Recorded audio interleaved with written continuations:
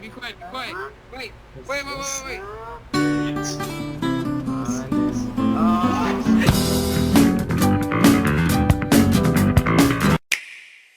Hello and welcome to another countdown. Super Smash Bros. Is the king of video game hype. I don't think any other series generates as much excitement in niche gaming. Sakurai can cough and people will try and find out if that's a hint at a new character. And, you know, it's nice to be talking about it again. Now, seeing that my Smash Switch reaction is the fastest growing video I've ever made, I think it's a good idea to give the people what they want and discuss. I considered a most wanted newcomers list, but other than the ice climbers whom I believe Sakurai has a responsibility to include, I don't really think my wish list is something that anyone can really satisfy. So, I've decided to make a more interesting video.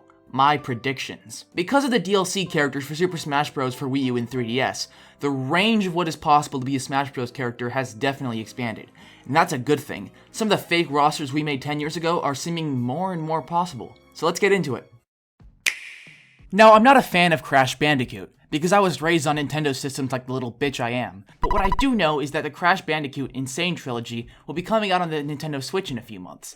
Not a paid promotion, by the way. Now, I do want to say that Crash Bandicoot is not a Nintendo character. He's kind of a mascot of PlayStation, but honestly, there are so many characters who were a mascot at some point. He's not even in PlayStation All-Stars. But what makes him a possibility is the port of the Insane Trilogy coming out for the Nintendo Switch. But the fact that he has had games on Nintendo systems before does give him an edge in becoming a third-party character. Now, I'm pretty sure that there are a lot of reasons why they wouldn't put Crash in, but I see him as possibly being the next Cloud. All the Smash Bros. Know-it-alls said it wasn't possible, but he got in, and they were wrong. I see Crash as being the next character like that, being a surprise character that makes us feel stupid for assuming that he couldn't get in.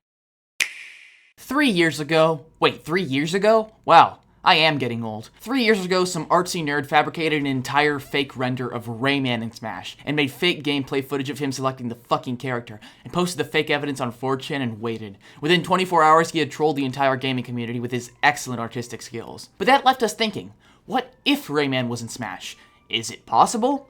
Yeah, absolutely. Although Rayman doesn't like to do exclusive games at all, and even when he does, he gets cold feet. There's just an aura around him that just fits in with Smash Bros. I really started to consider Rayman when Ubisoft was able to make their own fucking Mario game. Maybe it's the cartoonish nature of his character, but he just looks like he'd work in Smash Bros. I don't know what else to say. He's innocent enough that Nintendo wouldn't have to bend over, but he's also popular and recognizable. He has made a cameo as a trophy too. His amiibo would fucking suck though. Splatoon is fucking stupid. I always like to say that people love Splatoon much more for what it can be than what it actually is. Like, Splatoon 2 in its current state is never going to be an esport. It's never thought out beyond, hey, it's a new kind of shooter from Nintendo. But hey, it sold really well, but they still spent a lot of money on the free DLC. But there are many people who found it fun. Some of them somehow enjoyed playing the ranked mode.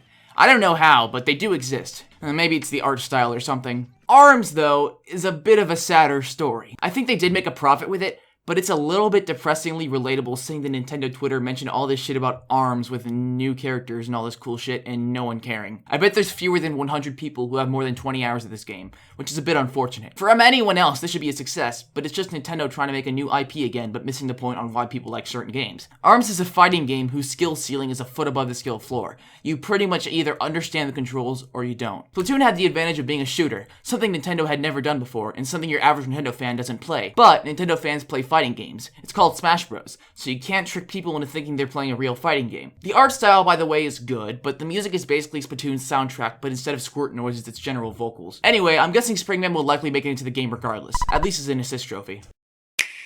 Nintendo's definitely a bit of a cheeky company sometimes.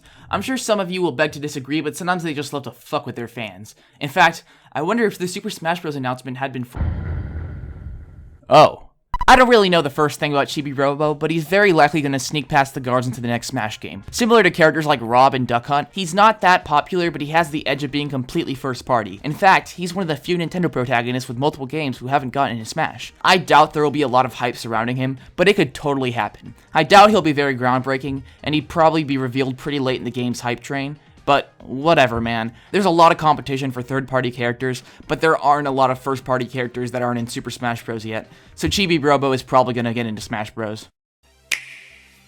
With Pokemon Sun and Moon being just as popular as you expected them to be, and the Nintendo Switch being more popular than you expected it to be, Smash Switch getting a new Pokemon character is inevitable. But who would it be? That's a real thinker. No, it's not. It's obviously Decidueye. Decidueye made it into Pokken, and although that doesn't necessarily seal the deal of him being in Smash, he's probably gonna make it into Smash. He's the cool Generation 7 starter. There's no fully evolved grass-type Pokemon in Smash right now. He also has a bow. Like, people fucking love Rowlet, and having his cool older brother duke it out with Mario and the Wii Fit trainer makes a lot of sense. But there is one problem: Pokemon Switch. Of course, the 8th generation of Pokemon is bound to have a good grass-type starter, and having a 2-year-old Pokemon when there is a new shiny one from a game that just came out doesn't make a lot of sense. So honestly, it depends on when Pokemon Switch comes out. If it comes out this year, it will be whatever new grass type they made. If it comes out next year, it's probably Decidueye.